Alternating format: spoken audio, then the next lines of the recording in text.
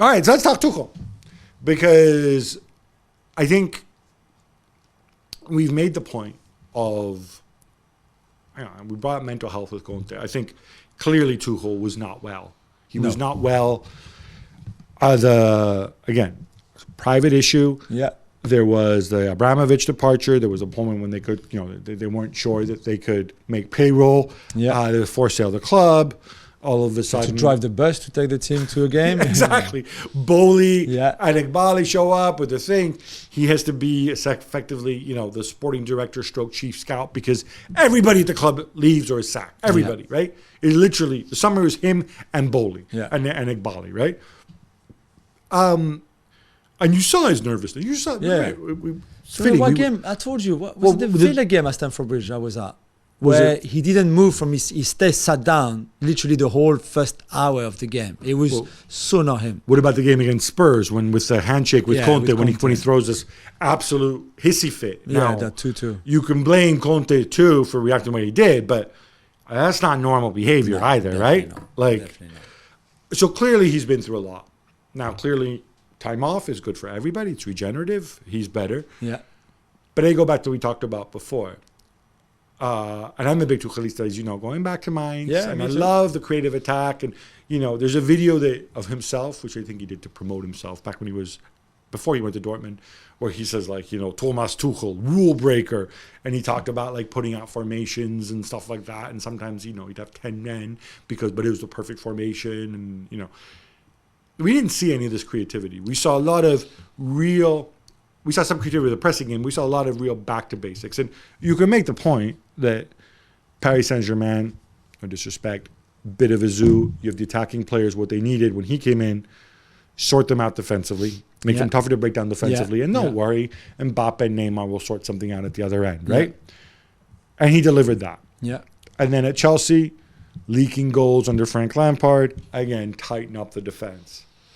But still, he didn't continue at Paris Saint-Germain for a reason. Yeah, because he could not work with Leonardo, the sporting director, anymore. And I said that on FC the other day as well. The dressing room, certainly to my knowledge, both at Chelsea and I don't know about Dortmund, but in Paris, liked him. The players liked him. They liked working with him. He has a really good, when he's in a good mood, good personality. I think the issues, both with Boli, Iqbali and Leonardo in Paris, were sort of outside of the sporting perimeter, if you want, the dressing room, etc. I don't think it's always easy to work with if you're above him, sporting director, owners, chairman, president, whatever you want to call them. But I kind of always knew that the dressing rooms were all on board with whatever he wanted to do, and the results were there. Okay, PSG, they lost the Champions League finals. Chelsea, they won the Champions League final, but he still took two different clubs in two Champions League finals in the space of 2 years, really.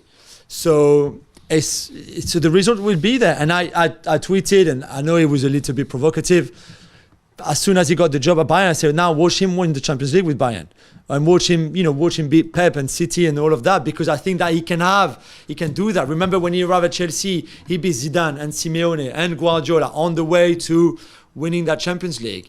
It was just in a COVID-affected season in weird circumstances. Yeah, and whatever. of course. Let's also put that in context too, right? Maybe, so, but still, he's a big game manager, to be fair. So what do we think? What changes do you think we'll see at Bayern? Okay, is there back three? Would you go if you're him now? You know that at Chelsea, for example, he transitioned very quickly to a back three and had great effects to it.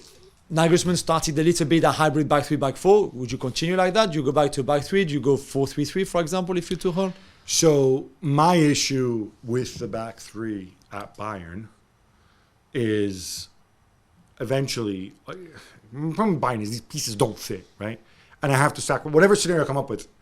Thomas Muller isn't there. Yeah. Or Musiala isn't there, in which case I go with Muller, right? Yeah. So yeah, I like the idea. I like the back three, and then you've got Davies on one side, and then you can look to rehabilitate, either try to rehabilitate Cancelo, who's a great player, or you can even go, you can put Leroy Sané there, you're going to have all the possession anyway, or Coman, and then, whatever, Kimmich Goretzka, and then Musiala, and, Mane, Gnabry, whatever you want, right? not optimal because you don't have a center forward, but that's okay. Sorry, Eric McSam, you're only using you in certain situations. But the pieces don't fit. So can he make the right tweaks to make the pieces fit? Personally, what I think he will do is actually to go stick with what we saw with the 3.5, if you like, what we called it, that kind of defense, and have it effectively be a 4-2-3-1 and go from there, right? Yeah, maybe. I mean, I find it amazing that his first game against Dortmund in the Klassiker, when there's a point between them two, against his former club, of course, not much time to work. But it's in Munich. Said, it's in Munich, yeah, which is a big advantage. But still, and then after that, it would be the Pokal semi-final, and then the Champions League quarterfinal, I think. Quarterfinal, sorry, and then Champions League quarterfinal as well, first leg. All of that, which is going to be crazy. And I guess he couldn't have turned them down. It was a dream of his, fair enough. But he's arriving at tough time, to be fair. Final point about Bayern and managers. So since Hitzfeld left, they've made 9 managerial appointments, right, including Heinkes, who you count twice because he came back twice. Of those 9, 5, and by the way, that's 9 managerial appointments in, I think, not many years. I think 13, 14 years, which for a big club is like, it's a lot. A club is supposed to, some of those were people leaving, retiring, but still. This means they're going to have this. He's their 4th manager now, by the way, in 4 years. Tuchel. So they sacked Kovac halfway through the season, Carlo halfway through the season, but they were earlier. They were earlier in the way earlier than this in March. They sacked Carlo in September, which again made me think. All right, you knew last year you didn't like him. Why not sack him over the summer? Exactly. Right? So they have this weird thing. But anyway, so they've had 5 who were former coaches or former players at the club, and then they had 4 who were outsiders. Those 4 outsiders, one is Pep, obviously, who lasted 3 years and left and went off in a blaze of glory. The other 3, Carlo Ancelotti, now Nagelsmann, and Louis van Gaal. Yeah. All 3 of them sacked mid-season. Yeah. To me, that's a serious breakdown. That speaks to something, to this weird insider, outsider. Like, they don't want to be Liverpool's old boot room. They're like, oh, no, we want new ideas, blah, blah, blah, percolating, right? But they only want it to a point, because when the guy comes in, after a while, they don't like him anymore. Like, oh, no, we got to go back to the beginning, right?